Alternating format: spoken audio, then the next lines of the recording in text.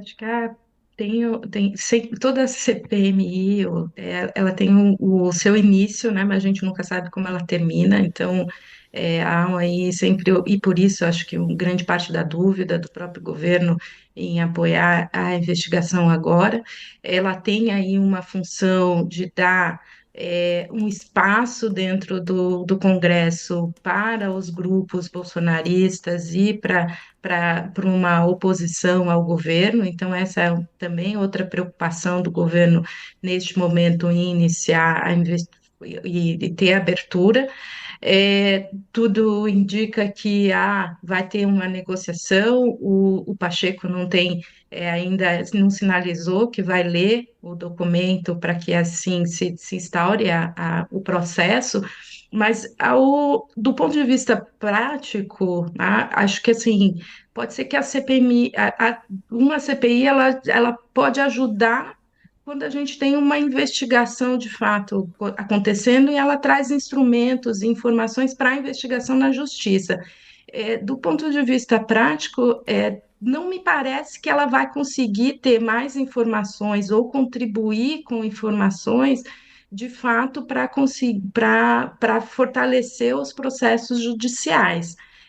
E mesmo as pessoas que estão indicadas para a investigação C do âmbito federal, dos políticos envolvidos, não me parece que ela vai trazer grandes informações, ela vai ser um palco para uma atuação, quase que uma lacração de alguns parlamentares e vocacion... acabar tendo aí um espaço que eles não teriam normalmente se não tivesse a CPI. Então, eu olho com muita cautela Uhum. se a gente vai criar uma situação de mais de turbulência e instabilidade nesse momento do que, de fato, algo que possa contribuir para a investigação e entendimento do que aconteceu frente aos E atos. você, Josias, acha que também ela vai ser usada para lacração? Achei bom aí o termo atual da professora, né? Para lacrar, né? Para a oposição lacrar no governo Lula. Quer dizer, não vai ajudar a investigar nada, não vai esclarecer o que são os atos do dia 8. A gente sempre corre esse risco numa CPI, né?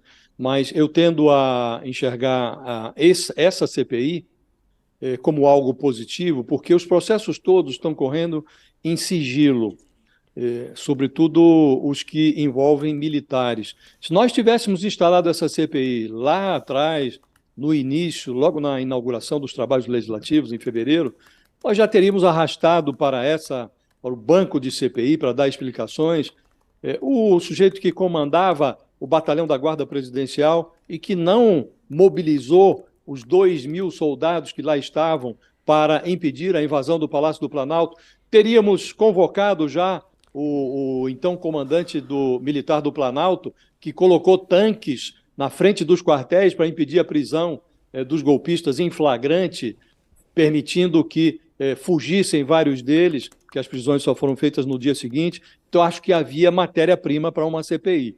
No esforço para convencer o Lula a avalizar a instalação da CPI, de uma CPI no Senado, CPI sobre esses atos golpistas de 8 de janeiro, o Renan Calheiros, que é aliado do governo, repassou ao presidente uma previsão. Ele diz que em matéria de CPI, assim como no futebol, quem não faz, leva. Está se confirmando o vaticínio do Renan. Sem alarde, a oposição foi lá, colecionou assinaturas para abrir uma CPI mista da Câmara e do Senado. Esse requerimento não é um requerimento qualquer, foi subscrito por 189 deputados. Eram necessários só 171. 33 senadores, bastavam 27. Então, esse requerimento foi protocolado na mesa do Congresso. Horas antes, o ministro do Supremo Tribunal Federal, Gilmar Mendes, concedeu 10 dias para que o presidente do Senado, Rodrigo Pacheco, explique por que ele não instalou essa CPI que já estava lá. A CPI exclusiva do Senado, que foi proposta pela ex-senadora Soraya Tronic. Então, por uma cilada da sorte, Fabíola, esse pedido de CPI mista, com deputados e senadores, vai parar na mesma mesa do Rodrigo Pacheco, que ele acumula as atribuições de presidente do Senado e do Congresso. E as explicações cobradas pelo Gilmar Mendes, elas se aplicam também a esse novo requerimento, porque a abertura de CPI é um direito da minoria parlamentar. Então, o que se exige é o número de assinaturas, e lá estão as assinaturas.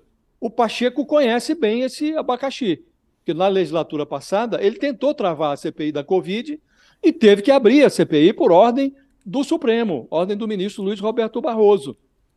Então,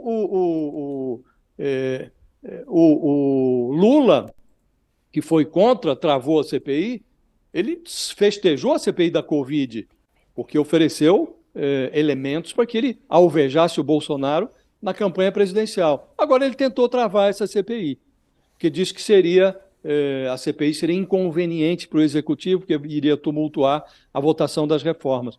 Mas oposição existe para tumultuar, para ser inconveniente. E a oposição está sugerindo agora que a investigação seja mista, da Câmara e do Senado.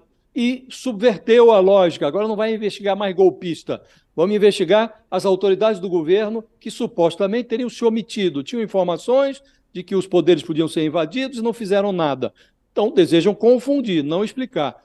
Quando, Fabiola, o Lula for se lembrar da previsão que fez o Renan Calheiros, ele talvez conclua que a resistência dele à CPI foi um gol contra. Então é esse cenário que nós estamos assistindo agora.